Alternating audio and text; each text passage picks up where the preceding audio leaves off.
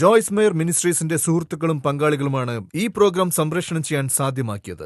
ക്ഷമ എന്നത് പരീക്ഷകൾക്ക് കീഴെ മാത്രം വളരുന്ന ആത്മാവിന്റെ ഫലമാണ്. പ്രശ്നങ്ങളൊന്നുമില്ലെങ്കിൽ ക്ഷമ പാലിക്കാനാവും. ഞാൻ ജോയ്സ് മേയർ. ദൈവം നിങ്ങളുടെ എല്ലാ മുറിവുകളെയും സൗഖ്യമാക്കും എന്ന് ഞാൻ വിശ്വസിക്കുന്നു. മനോനില നിങ്ങളുടെ ജീവിതത്തിന്റെ തരം നിർണ്ണയിക്കുന്നു. നിങ്ങളുടെ മനോനില ജീവിതത്തെക്കുറിച്ചുള്ള കാഴ്ചപ്പാടാണ്, പ്രത്യേകിച്ച് പ്രശ്നങ്ങളെ നിങ്ങൾ കാണുന്ന വിധം. ഒരു നല്ല മനോനില, ശരിയായ ഒരു മനോനില സന്തോഷകരമായ ജീവിതത്തിന് തുല്യമാണ്. പ്രശ്നങ്ങളില്ലാത്ത ഒന്നായിരിക്കണം എന്നൊന്നുമില്ല. പകരം നല്ലതും ആസ്വാദ്യകരവുമായ ഒരു ജീവിതം. ഏറ്റവും വലിയ പ്രശ്നങ്ങൾ ഉണ്ടായിട്ടും അപ്പോസ്തലന്മാർ അവയ്ക്ക് നടുവിൽ എപ്പോഴും ഒരു പോസിറ്റീവ് മനോനില കൈവിടാതെ പാലിച്ചിരുന്നു എന്നുള്ള കാര്യം നിങ്ങൾക്കറിയാമോ? ഒരു പ്രശ്നവും ഉണ്ടാവില്ലെന്ന് വിചാരിച്ചുകൊണ്ട് ജീവിതം സന്തോഷിക്കുന്നത് ഒരിക്കലും സത്യമല്ല. നിങ്ങൾക്ക് സംഭവിച്ചത് എന്താണെന്ന് നോക്കാതെ ഇതിനേക്കാൾ മോശമായത് സംഭവിച്ചില്ലല്ലോ എന്നതിനെക്കുറിച്ച് ചിന്തിച്ചു നോക്കൂ. ഒരു കാർ ആക്സിഡന്റിൽ പെട്ടിട്ടും ഇന്നും ജീവിച്ചിരിക്കുന്നതിന് ദൈവത്തോട് നന്ദി പറയും.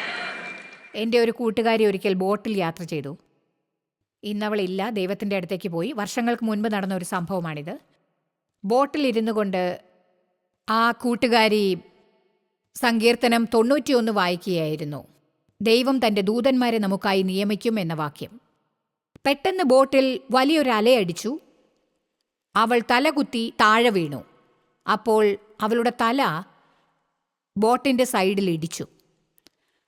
ഉടൻ തന്നെ അവൾ ദൈവത്തോട് ചോദിച്ചു, എനിക്ക് മനസ്സിലാവുന്നില്ല, അങ്ങ് എവിടെയായിരുന്നു? എൻ്റെ ദൂതന്മാർ എങ്ങോട്ട് പോയി? ദൈവദൂതന്മാർ എന്നെ കാവൽ കാക്കുമെന്ന് ഞാൻ വായിച്ചുവല്ലോ. ദൈവം അവളോട് ഉത്തരം പറഞ്ഞു, നീ മരിച്ചില്ലല്ലോ അല്ലേ?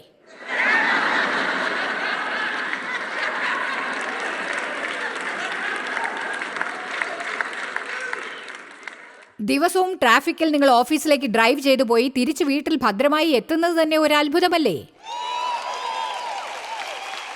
അതൊന്ന് ഓർത്തു നോക്കൂ. റോഡിൽ വാഹനങ്ങൾ പോയും വന്നുമിരിക്കുന്നു. വട്ടുപിടിച്ച ജനങ്ങൾക്ക് ക്ഷമ എന്നൊന്നില്ല. എൻ്റെ ദൈവമേ! അതിനാൽ നിങ്ങൾക്ക് ഗുരുതരമായിട്ടൊന്നും സംഭവിച്ചില്ലല്ലോ എന്ന് ചിന്തിക്കൂ. നിങ്ങൾക്ക് ലഭിച്ച അനുഗ്രഹത്തിന് നന്ദി പറയൂ. കൃതാർത്ഥത നിങ്ങൾക്ക് ജീവിതത്തിൽ സന്തോഷമുണ്ടാക്കും. ആമേൻ. ചില മോശമായ മനോഭാവം നിങ്ങൾക്ക് സന്തോഷമില്ലായ്മയുണ്ടാക്കും. ക്ഷമയില്ലാത്ത മനോഭാവം, ഇത് പിന്നീടാവാം. സ്വയസഹതാപത്തിൻ്റെ മനോഭാവം, നിങ്ങളെക്കാൾ നല്ല ജീവിതം നയിക്കുന്ന ചിലരോട് നിങ്ങൾക്കുള്ള അസൂയയുടെ മനോഭാവം. നിങ്ങൾക്കറിയാമോ, ഒരിക്കൽ ദൈവം ഇത് ഡേവിൻ്റെ മനസ്സിൽ തോന്നിപ്പിച്ചു. അതെനിക്ക് വളരെ ഇഷ്ടപ്പെട്ടു. നിങ്ങൾ വേണമെന്ന് ആഗ്രഹിക്കുന്നത് മറ്റാർക്കെങ്കിലും ഉണ്ടായതിൽ സന്തോഷിക്കുന്നത് വരെ നിങ്ങളുടെ ആഗ്രഹം നിറവേറില്ല.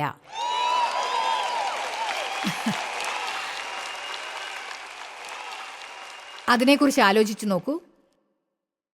നിങ്ങൾക്ക് ആവശ്യമുള്ളത് മറ്റൊരാൾക്കുണ്ടായതിൽ സന്തോഷിക്കുന്നത് വരെ നിങ്ങൾ ആഗ്രഹിക്കുന്നത് കിട്ടില്ല.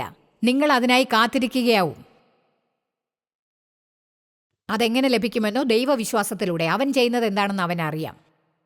നിങ്ങളുടെ ജീവിതത്തിൽ അവൻ്റെ സമയം കൃത്യമായിരിക്കും. ശരിയായ സമയത്ത് നിങ്ങൾ വേണമെന്നാഗ്രഹിക്കുന്ന കാര്യം അവൻ നിങ്ങൾക്ക് തരും. എന്നാൽ ആ സമയം വരെ അനുഗ്രഹിക്കപ്പെട്ട മറ്റുള്ളവർക്ക് വേണ്ടി നിങ്ങൾ സന്തോഷിക്കണം. ആമേൻ. ദൈവത്തോട് കോപമുള്ള മനോഭാവം. നിങ്ങൾക്ക് സംഭവിച്ച ചില കാര്യങ്ങൾ മനസ്സിലാവാത്തതാണ് അതിന് കാരണം. നിങ്ങളുടെ പ്രശ്നങ്ങൾക്ക് ദൈവത്തെ കുറ്റപ്പെടുത്തരുത്. നിങ്ങൾക്ക് നടക്കാൻ പാടില്ലാത്ത ഒരു തെറ്റായ കാര്യത്തിന് ദൈവത്തോട് കോപിക്കരുത്. അത് തെറ്റാണ്. എന്തുകൊണ്ടോ, ഒരു കുട്ടിയായിരുന്നപ്പോൾ ഞാൻ അനുഭവിച്ച എല്ലാ വേദനകൾക്കും ദൈവം എന്നെ അനുഗ്രഹിച്ചത് ഇപ്പോഴും എനിക്ക് മനസ്സിലാവുന്നില്ല. ആ പരിതസ്ഥിതിയിൽ നിന്ന് എന്നെ വിടുവിക്കാൻ ഞാൻ ദൈവത്തോട് പ്രാർത്ഥിച്ചു. ദൈവം എന്നെ അതിൽ നിന്ന് വിടുവിച്ചില്ല, അതിലൂടെ കടക്കുമാറാക്കി. അത് ഉപയോഗപ്പെടുത്താനായി ഞാൻ ദൈവത്തിന് അത് സമർപ്പിച്ചപ്പോൾ അതിൽ നിന്ന് അവൻ നന്മയുണ്ടാക്കി. ലോകമെങ്ങുമുള്ള കോടാനുകോടി ജനങ്ങൾക്ക് പണ്ട് നടന്ന വേദനാജനകമായ സംഭവങ്ങൾ മുഖേന ഉണ്ടായിട്ടുള്ള ഹൃദയവേദനകൾ, അതേ പരിതസ്ഥിതികൾ അനുഭവിച്ചവർക്കുണ്ടായ നല്ല ജീവിതം കണ്ടു മാറിയിട്ടുണ്ടാവും എന്ന് ഞാൻ വിശ്വസിക്കുന്നു. അവർക്കും നല്ലൊരു ജീവിതം ഉണ്ടായിട്ടുണ്ടാവും. ആമേൻ. ദൈവം ആരോടും പ്രത്യേകത കാണിക്കില്ല. ഒരാൾക്ക് ചെയ്തിട്ടുള്ളത് മറ്റൊരാൾക്കും ചെയ്യും. മോശമായ മനോഭാവമുള്ളവർ തങ്ങളെ തന്നെ തോൽപ്പിക്കുകയാണ്. പലപ്പോഴും നാം ചിന്തിക്കാത്ത ഒരു മനോഭാവത്തെക്കുറിച്ചാണ് ഞാനിപ്പോൾ പറയാൻ പോകുന്നത്. ചുമതലാബോധത്തിന്റെ മനോഭാവം. ഞാൻ ചുമതലാബോധമുള്ളവളാണ്. ദൈവം എന്നെ പ്രസംഗിക്കാനായി വിളിച്ചതിൽ സന്തോഷിക്കുന്നു. കാരണം ഈ 45 വർഷക്കാലം ഒരിക്കലും വചനം വായിച്ച് ഗ്രഹിക്കാതെയും പ്രാർത്ഥിക്കാതെയും ഞാൻ പ്രസംഗിക്കാനായി വന്നിട്ടേയില്ല. 1000 പ്രാവശ്യം പ്രസംഗിച്ച അനുഭവമുള്ളതുകൊണ്ട് ഇനി ഒരുങ്ങേണ്ടതില്ല എന്ന് ഞാൻ ചിന്തിച്ചിട്ടേയില്ല. ഇല്ല, ഇവിടെ വരുമ്പോൾ എന്നെക്കൊണ്ട് കഴിയുന്നത്ര തയ്യാറാവണം എന്നത് എൻ്റെ ഉത്തരവാദിത്വമാണ്. അത് ഫലമുള്ളതാക്കുക എന്നത് ദൈവത്തിനുള്ളതാണ്. ഒന്നും ചെയ്യാതെ മടിച്ചിരുന്ന് ദൈവം അനുഗ്രഹിക്കും എന്ന് ചിന്തിക്കുന്നത് തെറ്റാണ്. മറ്റൊരു ചുമതല ദൈവം നമുക്ക് തന്ന കാര്യങ്ങൾ നേരാംവണ്ണം പരിപാലിക്കുക എന്നതാണ്.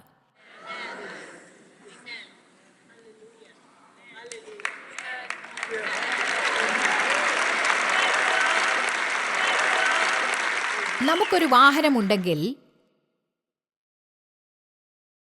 നാം അത് വൃത്തിയാക്കണം. ഓയിൽ പതിവായി മാറ്റണം. ടയേഴ്സ് ചെക്ക് ചെയ്യണം. അതിനെ പരിപാലിക്കാനായി ചെയ്യേണ്ട കാര്യങ്ങൾ യഥാക്രമം ചെയ്യണം. നമുക്ക് ലഭിച്ച അനുഗ്രഹങ്ങൾ എന്തും നേരാംവണ്ണം പരിപാലിച്ചില്ലെങ്കിൽ അത് നമുക്ക് നഷ്ടപ്പെട്ടു പോകും. എന്താ ആരും മിണ്ടാത്തത്? ദൈവം മുൻപാകെ നാം കണക്ക് ബോധിപ്പിച്ചില്ലെങ്കിൽ ഒരു ദിവസം കണക്ക് ബോധിപ്പിക്കാൻ നിർബന്ധിതരാവും. കൃത്യസമയത്ത് ജോലിക്കെത്താൻ ഉത്തരവാദിത്വമില്ലെങ്കിൽ, പതിവായി വൈകാറുണ്ടെങ്കിൽ ജോലി നഷ്ടപ്പെടുന്നതിൻ്റെ കണക്ക് ബോധിപ്പിക്കേണ്ടി വരും. ബില്ലുകൾ കൃത്യസമയത്ത് അടച്ചില്ലെങ്കിൽ വേണ്ടപ്പെട്ടവർ വന്ന് സാധനങ്ങൾ കൊണ്ടുപോകുന്നതിൻ്റെ ഉത്തരവാദികൾ നിങ്ങളായിരിക്കും. കുടുംബത്തിൻ്റെ ഉത്തരവാദിത്വം ഗൗരവത്തോടെ നിറവേറ്റിയില്ലെങ്കിൽ, കുടുംബത്തോടൊത്തു വേണ്ടത്ര സമയം ചിലവാക്കാൻ മറന്നിട്ടുണ്ടെങ്കിൽ, ജീവിത പങ്കാളി വിവാഹമോചനം തേടുന്നതിൻ്റെ ഉത്തരവാദികൾ നിങ്ങളായിരിക്കും. മക്കൾ നിങ്ങളുടെ കൂടെ ഇരിക്കാൻ ഇഷ്ടപ്പെടില്ല. നമുക്കെല്ലാം ചുമതലകളുണ്ട്. പല ക്രിസ്ത്യാനികൾക്കും പൗരസംബന്ധമായ ഉത്തരവാദിത്വം ഇല്ലെന്നാണ് എനിക്ക് തോന്നുന്നത്. ഇത് ഞാൻ ഇന്നലെ പറഞ്ഞിരുന്നു, എന്നാലും വീണ്ടും പറയുകയാണ്. വോട്ട് ചെയ്യാൻ നിങ്ങൾക്ക് ഉത്തരവാദിത്വമുണ്ട്. മഴയായതുകൊണ്ട് ഞാൻ വോട്ട് ചെയ്യാൻ പോകുന്നില്ല. എന്നാൽ എങ്ങനെയുള്ള രാജ്യത്താണ് ജീവിക്കാൻ പോകുന്നത്? ഞാൻ ഇനിയും തുടരുകയാണ്. എല്ലാം ഭരണകക്ഷി നോക്കുമെന്ന് നാം വിചാരിക്കുന്നു. ഒരാൾക്ക് ഉത്തരവാദിത്വമില്ലെങ്കിൽ അവർക്കുള്ളതെല്ലാം നഷ്ടപ്പെടേണ്ടി വരും. 11 ദിവസം കൊണ്ട് എത്തേണ്ട സ്ഥലത്തെത്താൻ ഇസ്രായേലിയർ 40 വർഷം സഞ്ചരിച്ചു എന്നറിയാമോ? അവരുടെ യാത്ര എന്നെ അത്ഭുതപ്പെടുത്തുന്നു. വർഷങ്ങൾക്ക് മുൻപ് ഞാൻ അതിനെക്കുറിച്ച് വളരെയധികം വായിച്ച് പഠിച്ചിട്ടുണ്ട്. എന്തുകൊണ്ടാണ് അവർ 40 വർഷത്തോളം മരുഭൂമിയിൽ ചുറ്റിക്കറങ്ങിയതെന്നോ? അതിന് കാരണം ശത്രുക്കളാണെന്ന് അവർ കരുതി. എന്നാൽ അതിന് കാരണം അവരുടെ മനോഭാവമായിരുന്നെന്ന് വചനത്തിൽ തെളിവുകളുണ്ട്. അവരുടെ മനോഭാവം മോശമായിരുന്നു. ദിവസവും രാവിലെ അവർക്ക് ദൈവം കൊടുത്ത മന്നയെക്കുറിച്ചും അവർ ദൈവത്തോട് പിറുപിറുത്തു. എന്തെങ്കിലും തെറ്റ് സംഭവിച്ചാൽ അതിനും ദൈവത്തെയും മോശയെയും കുറ്റപ്പെടുത്തി. ഒന്നും അവരുടെ കുറ്റമായിരുന്നില്ല. ഒന്നിനും അവർ ഉത്തരവാദികളായിരുന്നില്ല. പലരും തങ്ങളുടെ മോശമായ പെരുമാറ്റത്തിൻ്റെ ഉത്തരവാദിത്വം ഏറ്റെടുക്കുന്നില്ല. എപ്പോഴും അത് മറ്റുള്ളവരിൽ ചുമത്തും. നിങ്ങൾ എന്നോട് നന്നായി പെരുമാറിയാൽ ഞാൻ നിങ്ങളോട് പെട്ടെന്ന് ദേഷ്യപ്പെടില്ല. അല്ല, നാമാണ് നമ്മുടെ ഉത്തരവാദിത്വം ഏറ്റെടുക്കേണ്ടത്. ഇങ്ങനെ പറയരുത്. ഞാൻ തെറ്റായി പെരുമാറിയിരിക്കാം, അതെൻ്റെ കുറ്റമല്ല. നിങ്ങൾ പെരുമാറുന്നത് പോലെ മറ്റുള്ളവരും പെരുമാറും, പക്ഷേ അവർ ഒഴിവ് കഴിവ് പറയാൻ പാടില്ല. അങ്ങനെ പെരുമാറിയതിൽ അവർ ഒഴിവ് കഴിവ് പറയരുത്. നമുക്ക് മാത്രം ഒഴിവ് കഴിവ് പറയാം. പീഡിപ്പിക്കപ്പെട്ടതുകൊണ്ടാണ് ഞാൻ ഇങ്ങനെ ചെയ്തത്, തെറ്റായ സാഹചര്യത്തിൽ ജനിച്ചതുകൊണ്ടാണ് ഞാൻ അങ്ങനെ ചെയ്തത്, ഞാൻ അങ്ങനെ ചെയ്യാൻ കാരണം നാം മോശമായി പെരുമാറുന്നത് ദൈവത്തിന് കീഴടങ്ങാത്തത് കൊണ്ടാണ്. അതെ, അതാണ് അതിൻ്റെ കാരണം. ആരെങ്കിലും ഒരു സഹായം ചോദിച്ചാൽ നിങ്ങൾ പറയും, നിങ്ങളെ സഹായിക്കാൻ താല്പര്യമുണ്ട്, പക്ഷേ എനിക്ക് ഒട്ടും സമയമില്ല, ഭയങ്കര തിരക്കാ. നിങ്ങൾക്കറിയാമോ, ആ പറഞ്ഞത് സത്യമല്ല. അവരെ സഹായിക്കണമെന്നുണ്ടെങ്കിൽ അതിനൊരു വഴി കണ്ടുപിടിക്കും. കാരണം സ്നേഹം വഴി കണ്ടുപിടിക്കും. ആമേൻ. വീട്ടിൽ നിന്ന് ഇറങ്ങുമ്പോഴാണ് ഒരു കോൾ വന്നത്. അതുകൊണ്ടാണ് ഞാൻ വരാൻ താമസിച്ചത്. ഫോൺ എടുക്കാൻ ആരാണ് നിർബന്ധിച്ചത്? അതെടുത്ത് സംസാരിച്ചത് എന്തിനാ? ഞാനൊന്നു പറയട്ടെ, നിങ്ങൾ എല്ലായിടത്തും താമസിച്ചെത്തുന്നുണ്ടെങ്കിൽ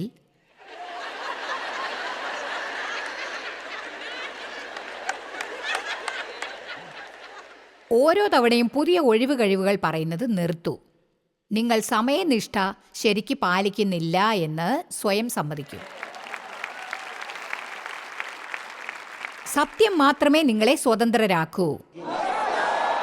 സത്യം പറഞ്ഞാൽ എല്ലായിടത്തും താമസിച്ചെത്തുന്നത് സ്നേഹം കൊണ്ടല്ല. കാരണം നിങ്ങൾക്ക് വേണ്ടി മറ്റുള്ളവർ കാത്തിരിക്കുന്നത് മോശമാണ്. നുണ കൊണ്ട് നിറയ്ക്കുന്ന കാരണമാണ് ഒഴിവ് കഴിവ്. ക്ഷമയുടെ മനോഭാവം. കേൾക്കാൻ ക്ഷമയില്ല അല്ലേ? ക്ഷമയിലേക്ക് ഞാൻ കടക്കുന്നത് വരെ കാക്കാൻ വയ്യ അല്ലേ? ക്ഷമ എന്നത് കാത്തിരിക്കാനുള്ള കഴിവല്ല എന്നറിയാമോ? കാത്തിരിക്കുമ്പോഴുള്ള പെരുമാറ്റമാണ് ക്ഷമ.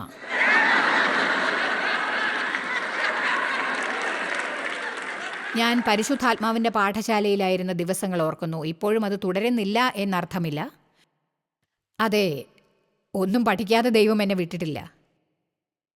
എന്തുകൊണ്ടാണെന്നറിയില്ല, പ്രൊവിഷൻ സ്റ്റോറിൽ വെച്ച് ഞാൻ പലതും പഠിച്ചു. എൻ്റെ വിദ്യാലയം അതായിരുന്നു എന്ന് തോന്നിപ്പോകും. ഒരു കാര്യം ഞാൻ ഇന്നും ഓർക്കുന്നു. അക്കാലത്ത് എല്ലാവരും ജീസസ് എന്ന റൈൻസ്റ്റോൺ പിന്നു കുത്തുമായിരുന്നു. ഇവിടെ ആരെങ്കിലും അങ്ങനെയുണ്ടോ? എൻ്റെ പ്രായപരിധിയിലുള്ളവർക്ക് ആ പിന്നെക്കുറിച്ച് നന്നായിട്ടറിയാം. എല്ലാവരും ജീസസ് റൈൻസ്റ്റോൺ പിൻ വസ്ത്രങ്ങളിൽ കുത്താറുണ്ട്. അത് വലിയ പിന്നായിരുന്നു.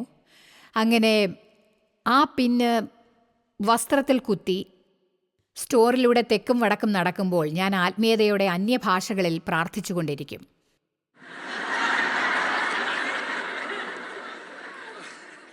ലൈനിൽ നിൽക്കും. കാഷ്യർ പുതിയ പെണ്ണായിരുന്നു. അവൾ അല്ലെങ്കിലേ നെർവസ് ആയിരുന്നു. പെട്ടെന്ന് ടേപ്പ് തീർന്നുപോയി. എനിക്ക് കാത്തിരിക്കേണ്ടി വന്നു. അവൾ സ്ലോയാണ്. തെറ്റുകൾ സംഭവിക്കുന്നു.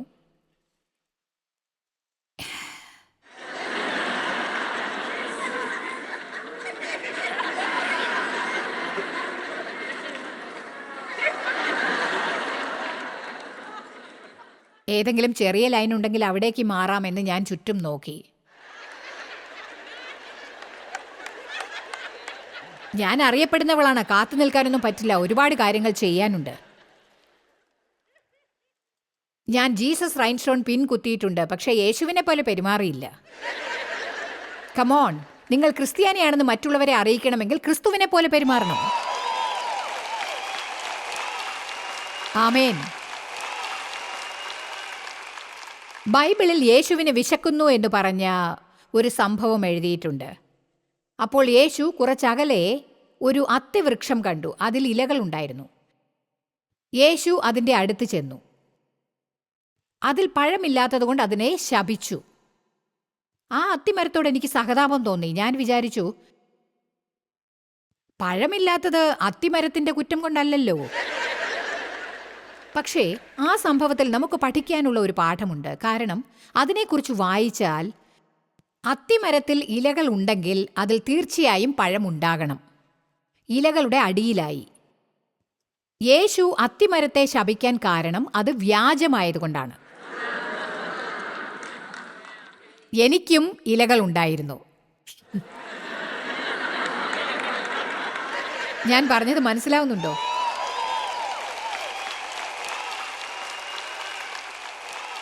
നിങ്ങളുടെ വീടുകളിൽ ഒരു വലിയ ക്രിസ്ത്യൻ ലൈബ്രറി ഉണ്ടായിരിക്കാം. എന്നിട്ട് സുഹൃത്തുക്കളെയെല്ലാം അത് കാണത്തക്ക വിധത്തിൽ അതിൻ്റെ മുന്നിലൂടെ നടത്തിക്കൊണ്ടു പോകും. എങ്കിലല്ലേ അവർക്ക് മതിപ്പുണ്ടാക്കാനാവൂ. അതിലേതെങ്കിലും നിങ്ങൾ വായിച്ചിട്ടുണ്ടോ? പലരും എന്നോട് പറയാറുണ്ട്, നിങ്ങളുടെ ബുക്സ് എൻ്റെ അടുത്തുണ്ട്. പക്ഷെ നിങ്ങളത് വായിച്ചതുപോലെ കണ്ടിട്ട് എനിക്ക് തോന്നാറില്ല. ഒരു വലിയ ക്രിസ്ത്യൻ ലൈബ്രറി ഉണ്ടെന്നത് ആത്മീയത ഉണ്ടാക്കുന്നില്ല. ദിവസവും 30 മിനിറ്റെങ്കിലും അത് വായിക്കണം. വെറും 30 മിനിറ്റ്. ഒരു ദിവസം 1 മണിക്കൂർ സമയമുണ്ടാക്കാമോ? അല്ലെങ്കിൽ പ്രാർത്ഥിക്കാൻ 15 മിനിറ്റ് എടുക്കൂ. ബൈബിൾ വായിക്കാൻ 15 മിനിറ്റ് എടുക്കൂ. വായിക്കാൻ 15 മിനിറ്റ്. ബൈബിളിനെ കുറിച്ച് മനസ്സിലാക്കി തരുന്ന ഒരു നല്ല ക്രിസ്തീയ പുസ്തകം വായിക്കൂ. 15 മിനിറ്റ് ദൈവത്തെ സ്തുതിക്കുന്ന ഏതെങ്കിലും ക്രിസ്തീയ ഗാനങ്ങൾ കേൾക്കൂ. ദിവസവും നിങ്ങൾ 1 മണിക്കൂർ എടുക്കൂ. അങ്ങനെ കമ്മിറ്റ് ചെയ്യൂ. ഞങ്ങൾ ജനങ്ങളോട് ചാലഞ്ച് ചെയ്യാറുണ്ട്. ഒരു 30-30 ചാലഞ്ച്. ജനങ്ങളോട് ബൈബിൾ 30 ദിവസം വായിക്കാൻ പറയും. ദിവസവും 30 മിനിറ്റ് എന്ന് 30 ദിവസം വായിക്കണം. പലരും അത് മുഖേന തങ്ങളുടെ ജീവിതം മാറിയതായി ഞങ്ങളോട് പറഞ്ഞിട്ടുണ്ട്. ചിലപ്പോൾ നമുക്കൊരു പ്ലാൻ വേണ്ടിവരും. ഒരു ദിവസം മിസ്സായെന്ന് വിചാരിച്ച് സ്വയം നിന്ദിക്കേണ്ടതില്ല. പക്ഷേ നിങ്ങൾ ഒന്നും പഠിക്കരുതെന്നാണ് സാത്താൻ ആഗ്രഹിക്കുന്നത്. നിങ്ങൾ ഒന്നും ചെയ്യുന്നത് അവന് ഇഷ്ടമല്ല. വായിക്കുന്നതും ഇന്ന് എല്ലാം വിരൽത്തുമ്പിൽ ലഭ്യമാണ്. നമ്മൾ ഒന്നും ചെയ്യേണ്ട ആവശ്യമില്ല. ഒരു ബട്ടൺ അമർത്തിയാൽ മതി, എന്തും സ്ക്രീനിൽ കാണാനാവും. പക്ഷേ ഞാനൊരു സത്യം പറയാം, നമ്മൾ കൂടുതൽ അന്വേഷിക്കും തോറും, കൂടുതലായി സ്വയം പ്രവർത്തിക്കുമ്പോഴും അത് നമ്മുടെ ഹൃദയത്തിൻ്റെ ആഴത്തിൽ പതിയും. ഇപ്പോൾ നമുക്ക് AI ഉണ്ട്. അതിനെക്കുറിച്ചുള്ള എൻ്റെ അഭിപ്രായം പറയാം. നിങ്ങൾ ജാഗരൂകരായിരിക്കണം. എൻ്റെ മകൻ മാസങ്ങൾക്ക് മുൻപ് എന്നോട് പറഞ്ഞു, ഇത് നോക്ക്, AI-യെക്കുറിച്ച് എനിക്കൊന്നും അറിയില്ലായിരുന്നു. അവൻ പറഞ്ഞു, ഇത് കണ്ടോ? എന്നിട്ട് അവൻ കമ്പ്യൂട്ടറിനോട് പറഞ്ഞു, മനസ്സിനെക്കുറിച്ചുള്ള ജോയ്സ് മേയറുടെ ഡിവോഷൻ്റെ 150 വാക്കുകൾ. എന്നിട്ടൊരു 2 മിനിറ്റിനുള്ളിൽ തന്നെ ഞാൻ പറയുന്നത് പോലെ തന്നെ അതേ ഡിവോഷൻ അതിൽ നിന്ന് കേട്ടു. എൻ്റെ പ്രസംഗങ്ങൾ കണ്ടുപിടിച്ച് അത് അതേപടി അനുകരിക്കാനുള്ള കഴിവ് കമ്പ്യൂട്ടറിനുണ്ട്. എന്നാൽ അതുപോലെ എൻ്റെ പ്രസംഗങ്ങൾ തയ്യാറാക്കാൻ എനിക്ക് സാധിക്കില്ല. അതത്ര എളുപ്പമുള്ളതല്ല. നിങ്ങളോട് ഞാൻ പ്രസംഗിക്കുമ്പോൾ ഞാൻ അതിനുവേണ്ടി സമയം ചിലവാക്കണം. അതിനുവേണ്ടി ഞാൻ പ്രവർത്തിക്കണം, എനിക്ക് അഭിമാനിക്കത്തക്കതായി. പരീക്ഷയുടെ തണലിൽ മാത്രം വളരുന്ന ഒരു ആത്മീയ ഫലമാണ് ക്ഷമ. കഷ്ടപ്പാടുകളില്ലാതെ നമുക്ക് ക്ഷമ ലഭിക്കില്ല. ബൈബിൾ പറഞ്ഞു, കഷ്ടപ്പാടുകൾ ഉണ്ടാകുമ്പോൾ അതിൽ നിന്ന് ക്ഷമയും സഹനശക്തിയും ഉണ്ടാവും. ഇന്നലെ ഞാൻ പറഞ്ഞില്ലേ, ക്ഷമയുണ്ടാവുന്നതിന് മുൻപ് എന്നിൽ നിന്ന് പലതും പുറത്തേക്ക് വന്നു എന്ന്. പണ്ട് ഞാൻ വളരെ മോശമായി പെരുമാറിയിരുന്നു.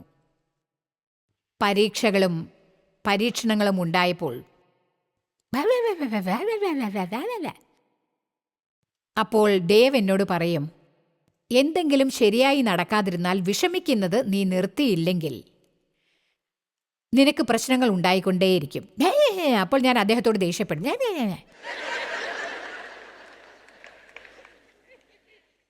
ഞാൻ ചില കാര്യങ്ങൾ പഠിച്ചതിൽ സന്തോഷിക്കുന്നു. സാത്താൻ പ്രവർത്തിക്കുമ്പോഴൊക്കെ ഞാൻ വിഷമിക്കേണ്ട ആവശ്യമില്ല.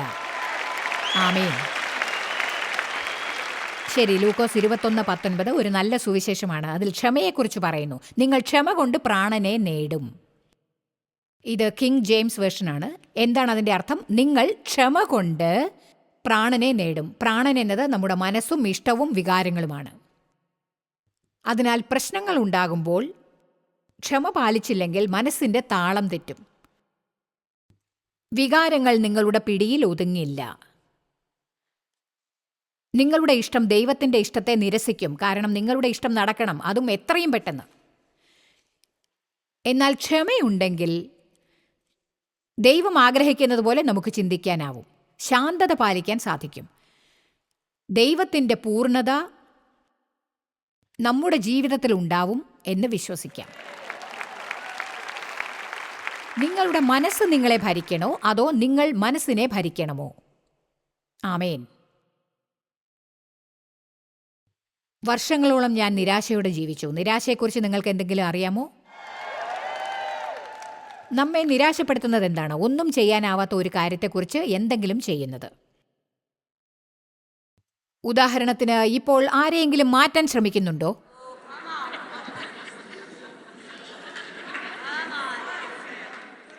നിങ്ങളുടെ ഏതു കുട്ടിയെയാണ് മാറ്റാൻ ശ്രമിക്കുന്നത്? ആമേൻ. ഇത് കേൾക്കൂ. എപ്പോഴും അവരുടെ തെറ്റുകൾ ചൂണ്ടിക്കാണിച്ച് അവരുടെ ഉത്സാഹത്തെ തകർത്ത് നിങ്ങളുമായുള്ള അവരുടെ ബന്ധത്തെ നശിപ്പിക്കരുത്. നിങ്ങളെ സഹിക്കാനാവാത്ത പരിധിയിൽ അവരെ എത്തിക്കരുത്. അവരെ വളരാൻ അനുവദിക്കുക. ദൈവത്തെ അവരിൽ പ്രവർത്തിക്കാൻ അനുവദിക്കുക. ആമേൻ. ഞാൻ ഡേവിനെ മാറ്റാൻ നോക്കി, മക്കളെ മാറ്റാൻ നോക്കി, മിനിസ്ട്രി അഭിവൃദ്ധിപ്പെടുത്താൻ നോക്കി. അതിന് ശ്രമിച്ച് ഞാൻ മരിക്കുമെന്ന സ്ഥിതിയിലായി. ഞാൻ പറയുന്നു, നിങ്ങൾ ആരെയെങ്കിലും മാറ്റാൻ നോക്കുന്നുണ്ടെങ്കിൽ വീട്ടിൽ ചെന്ന് അവരെ കുശവന്റെ ചക്രത്തിൽ നിന്ന് മാറ്റൂ. കാരണം നിങ്ങൾ കുശവനല്ല. ആമേൻ. ജീവിതം ആസ്വദിക്കണമെങ്കിൽ നിങ്ങൾ ദൈവത്തിനായി കാത്തിരിക്കാൻ സന്നദ്ധരാകണം.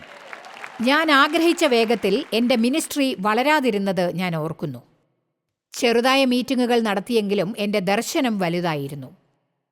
ഒരു ദിവസം ഉച്ചയ്ക്ക് ഞാൻ കാലിഫോർണിയയിൽ വിശ്രമിച്ചുകൊണ്ടിരുന്നപ്പോൾ ഒരാൾ ഞങ്ങളെ കാണാൻ വന്നു. അയാൾ ഒരു പ്രൊമോട്ടറോ മറ്റോ ആയിരുന്നു. അതെ, അയാൾ ഞങ്ങളോട് പറഞ്ഞു, എൻ്റെ കൂടെ ചേർന്നാൽ ഞാൻ നിങ്ങളുടെ ഏജൻ്റായി പ്രവർത്തിച്ച് ലോകമെങ്ങും പ്രസംഗിക്കാനുള്ള ഏർപ്പാടുകൾ ചെയ്തു തരാം. അതേപോലെ പിന്നെ അധികം താമസിയാതെ നിങ്ങൾ എല്ലാവരാലും അറിയപ്പെടും എന്നൊക്കെ. എനിക്ക് എത്രയും പെട്ടെന്ന് അത് നടക്കണമെന്നായിരുന്നു. പക്ഷെ ഞാൻ ബെഡിൽ കിടക്കുമ്പോൾ എനിക്കെന്തോ കുറ്റബോധം തോന്നി. നീ എന്നെ കാത്തിരിക്കുക എന്ന് ദൈവം എന്നോട് പറഞ്ഞു. നമ്മുടെ ആഗ്രഹം നടക്കണമെന്ന പ്രലോഭനം ഉണ്ടാവും. എന്നാൽ ദൈവത്തിനു വേണ്ടി കാത്തിരിക്കുന്നതാണ് നല്ലത്. ഇതിൽ നിന്ന് ആർക്കെങ്കിലും എന്തെങ്കിലും മനസ്സിലായോ? ക്ഷമയില്ലായ്മ നിങ്ങളുടെ സമാധാനവും സന്തോഷവും ഇല്ലാതാക്കും. അത് സമ്മർദ്ദമുണ്ടാക്കും. സമ്മർദ്ദം രോഗമുണ്ടാക്കും. ട്രാഫിക്കിൽ കാത്തിരിക്കുമ്പോൾ എന്തായിരിക്കും നിങ്ങളുടെ സ്ഥിതി? ആ സമയത്താണ് എൻ്റെ ഭർത്താവ് ഒരു പ്രത്യേക ജീവിയാവാറുള്ളത്. സാവധാനം പ്രവർത്തിക്കുന്ന ക്ലർക്കിനോട് എങ്ങനെ പെരുമാറും? ഒരു പുതിയ ക്ലർക്കായാലോ? അതുമല്ലെങ്കിൽ ക്ലർക്ക് സീറ്റിലില്ലെന്നറിയുമ്പോൾ എന്താവും? ഇപ്പോഴൊക്കെ അത് എല്ലായിടത്തും സാധാരണയായി കാണാറുള്ളതാണ്. മണ്ടത്തരമായി വാഹനമോടിക്കുന്ന ഒരു ഡ്രൈവറിനോട് നിങ്ങൾ എങ്ങനെയാണ് പ്രതികരിക്കുക? പാർക്കിങ്ങിന് കാത്തിരിക്കുമ്പോൾ ആരെങ്കിലും തള്ളിക്കയറി അവരുടെ വാഹനം പാർക്ക് ചെയ്താലോ? കമോൺ. നിങ്ങളുടെ ഇഷ്ടം നടന്നില്ലെങ്കിൽ എങ്ങനെയാണ് പെരുമാറുക? ഇഷ്ടപ്രകാരം നടന്നില്ലെങ്കിൽ പുഞ്ചിരിയോടെ അത് നേരിടാൻ സാധിക്കുമോ? ഇന്ന് എനിക്കതിന് സാധിക്കും, പക്ഷെ അതിന് കുറേ കാലമെടുത്തു. അക്ഷമ ദൈവം പറഞ്ഞത് അനുസരിക്കാതാക്കിയിട്ടുണ്ടോ? ആ സെക്ഷനിൽ ഒരു സത്യസന്ധനുണ്ട്.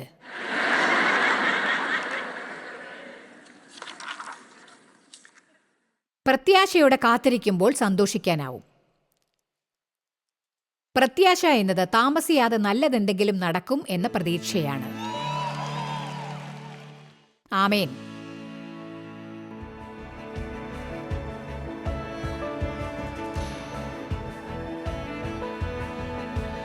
ജോയ് സി മേയർ മിനിസ്ട്രീസിന്റെ സുഹൃത്തുക്കളും പങ്കാളികളുമാണ് ഈ പ്രോഗ്രാം സംപ്രേഷണം ചെയ്യാൻ സാധ്യമാക്കിയത്.